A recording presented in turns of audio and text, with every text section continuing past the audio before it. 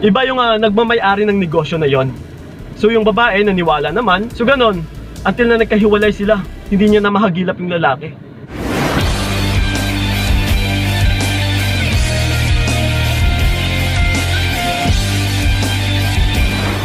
Yo, what's up? Ayan, kamusta mga utol? And then welcome sa video na ito. So once again, this is pa yung kaibigan ni Kiko. So syempre, usapang pag-ibig na naman. Dahil ito, dagdagan ko pa ang inyong mga kaalaman. Kasi ito ang magiging topic natin sa video na ito is kesa gagawin mo ang lahat para sa lalaki, ito ang gawin mo.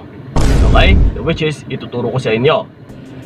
Kasi actually, marami na rin akong nakakausap na halos ginagawa nila yung lahat-lahat para sa mga partner nilang lalaki. Lalong-lalo na yung mga OFWs natin. Yes na yung sila yung nasa ibang bansa, and then yung mga partner nila na lalaki ay nandito sa Pilipinas. Na kung minsan ay, kung makikita ko, based sa story niya, ay talagang ginagamit na siya or pinipirahan. Lalong-lalo na dahil yung gawain din ng babae ay bigay ng bigay lang. Which is siya pa yung nagpapadala para sa suporta. Siya pa yung nagbibigay ng allowance para sa partner niyang lalaki. Na kung titignan din utol ay mas lalo kang maaabuso ng maaabuso. Na mas lalo lang magiging worst yung relationship ninyo.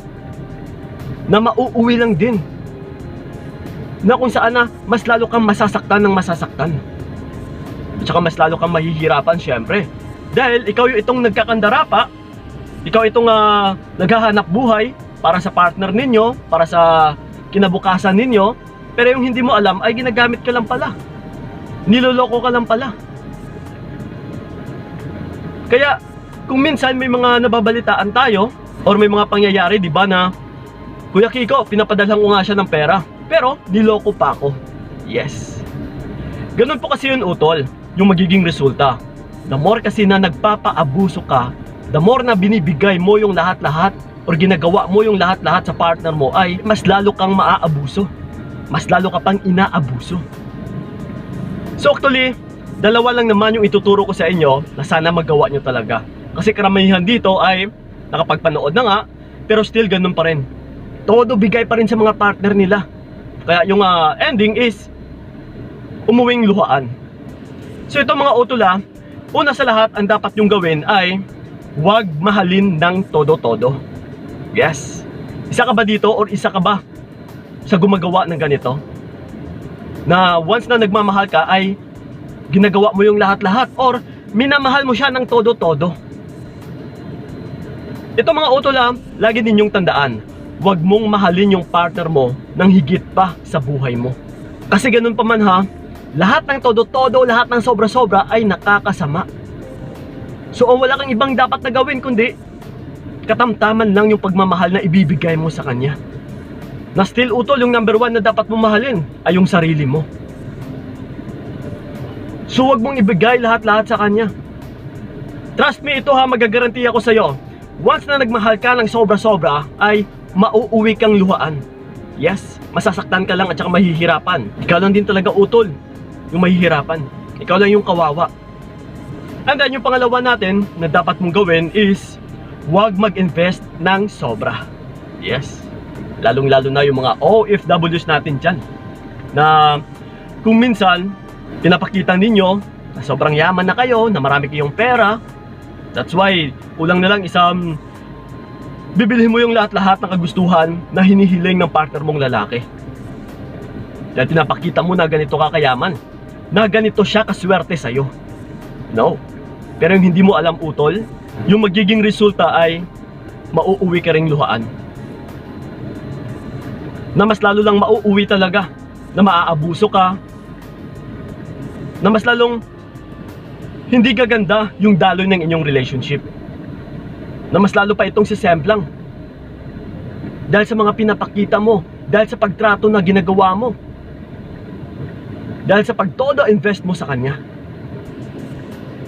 Kaya marami talagang babae na nagiging biktima nito, na Kuya Kiko, halos binigay ko na yung lahat-lahat sa kanya, pero ayun, pinirahan lang ako. Hindi ko na mabawi. Yung mga utang niya hindi ko na makuha. Yes, yung mga naipadala kong pera sa kanya hindi ko na maibalik.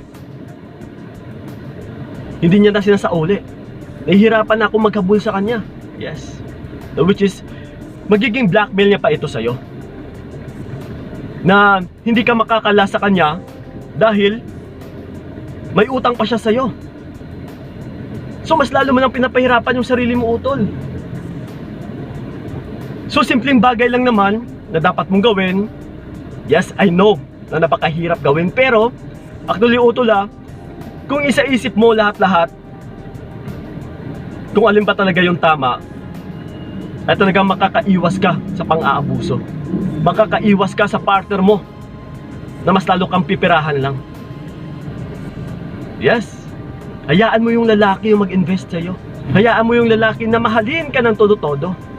Basta ikaw, utol, is go with the flow ka lang. Huwag kang mag-initiate. Sundan mo lang kung ano yung pinapakita niya sa'yo. Basta huwag mong pangunahan din. The more kasi na ginagawa mo ang lahat-lahat ng ito, na ikaw pa yung nag-e-invest, minamahal mo siya ng todo-todo, ay, yes, again, sasabihin ko, uuwi ka lang na luwaan. So ganun pa man mga OFWs natin dyan, huwag po kayong magpauto, huwag po kayong magpaloko. Yung iba pa nga dyan, sinasabihan ng lalaki na padalhan mo ako ng pera dito, papatayo tayo ng negosyo, para pag uwi mo dito is for good na, para hindi ka na magpapagod pa dyan, hindi ka na babalik dyan sa ibang bansa. Yung mas masakla pa dito ay yung nagpapadala ka nang hindi mo pa na-met yung lalaki. So marami akong nakausap, utol. May 100,000 na pinadala na sa lalaki, 200,000, meron pa nga 2 million.